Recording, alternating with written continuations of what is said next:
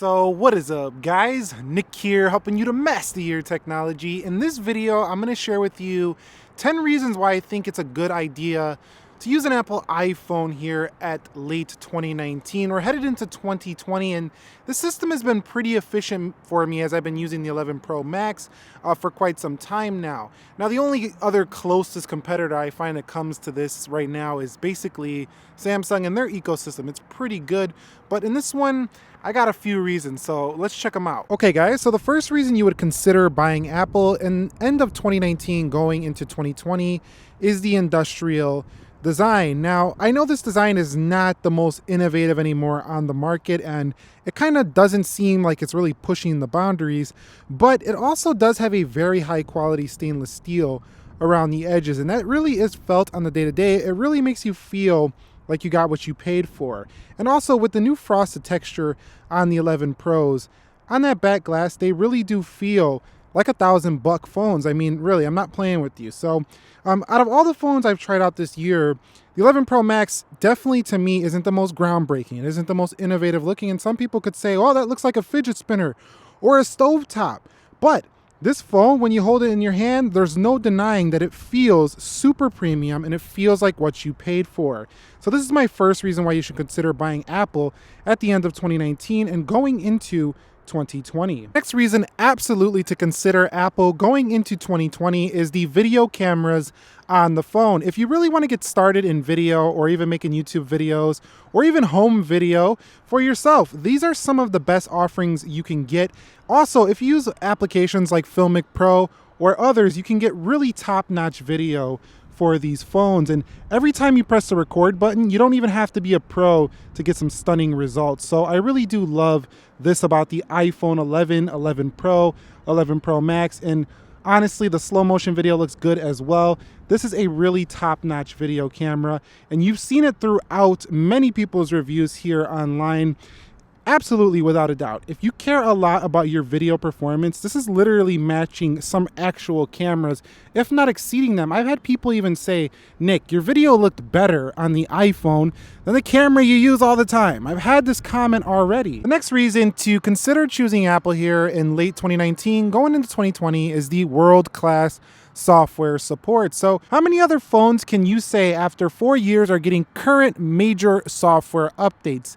Not many. So as much as the iOS experience can be restricted, you start to appreciate having all the bugs fixed, having the new features, even though you bought your phone years ago and you already got your money's worth for it. So I constantly can't appreciate this for iPhone, and I think this is still a great reason. It's still a strong suit of Apple is the software support, and it might remain that way for years to come. Okay, guys, so the next one is the ecosystem. Yes, the Apple Watch being one of the best products in this ecosystem, as well as the AirPods Pro and the MacBook series. And having the Apple iPhone on your wrist in the form of the Apple Watch is a super useful tool day to day. Like making a phone call right from your wrist is extremely useful here for the Apple Watch in many situations you'll find if you do use Apple Watch. Like being able to track your workouts is also very useful on the Apple Watch and syncs up very nicely with your iPhone. The next reason I have for considering using the iPhone is the intuitive and simple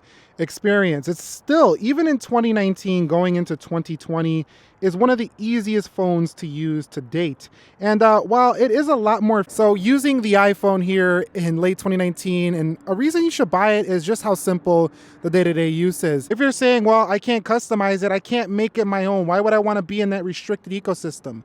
Then you're likely somebody who cares about customizing your phone, who actually wants to sit there and spend some time to go ahead and fix it up how you would like it. But people who don't want to do that and just want to get in, use the phone, this is still the easiest way to go, I feel. The sixth reason is the extremely good resale value. You better bet that I'm going to be able to sell this iPhone 11 Pro Max for quite a big amount of money by comparison to some other phones that I have purchased, like a Galaxy S10, for example.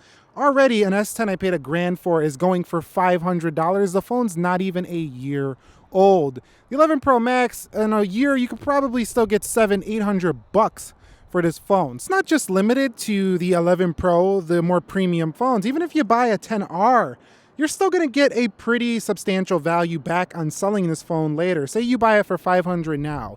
In a year or two, you'll still be able to get $300, $350 for this phone, which isn't bad. This reason is excellent battery life per milliamp hour. So what do I mean by this? Well, the iPhone 11 Pro Max is a beast on battery, but all of the more later 10 series iPhones, 11 series, for the size of the batteries in these phones, they're actually very impressive. And this is down to the efficiency of iOS.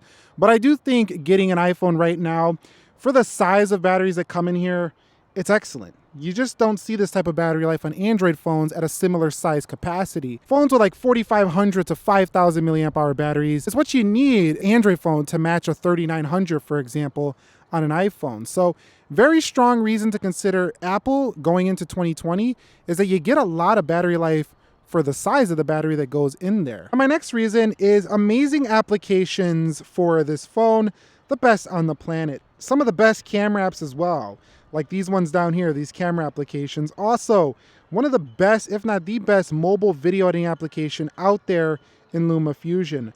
Also, many other applications that do launch first, they usually still come to the iOS experience, and that's because developers oftentimes know that a lot of users are on these Apple devices. So they're going to go ahead and put them here. This one is third-party support. Now, this is not a premier case. This is a pretty cheap case for the iPhone XR, but I want to show it to illustrate this point.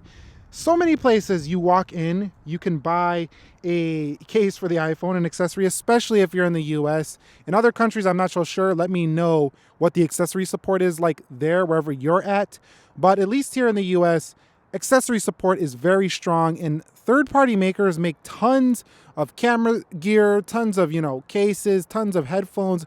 Everything seems to support the iPhone. So yeah, when you buy this phone, you have a lot to look forward to if you want to accessorize the device, even more so than other phones. Here's an accessory from Apple. Apple also makes a lot of their own accessories. This is a black silicone case. In the Apple Store itself, you'll see third-party accessories as well as Apple official accessories. So yeah, I think it's pretty strong that you have so many options to do this. Not all of them are the cheapest. There are a lot of generic cases and a lot of generic cheaper things.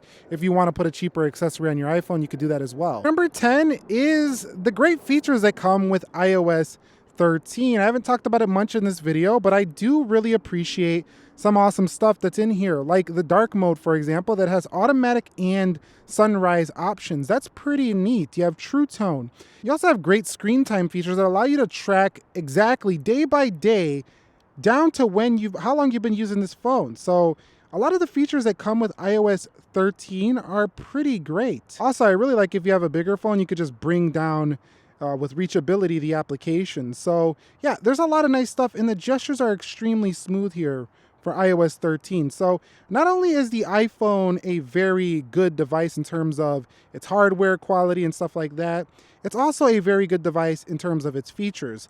Although it's not super customizable, at least you have a lot of features at your disposal. And now you can also search for any of those features right up here. In addition to that, iOS 13 brought the swipe texting finally to iPhone. So yeah, there is so much going on for this device. Even now, I'm finding stuff here in the iPhone. Although it's not a super customizable system, it's still pretty feature packed. Hey guys, those are kind of my reasons for recommending you get an iPhone going into 2020.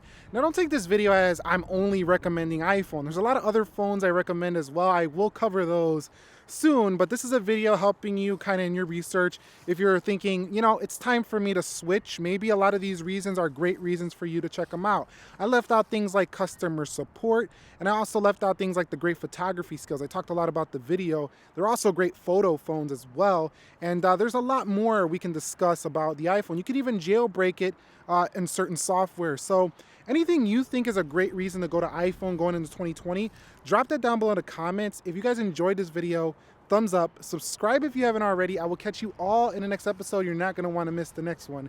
And be sure to be well. Nick here, and peace.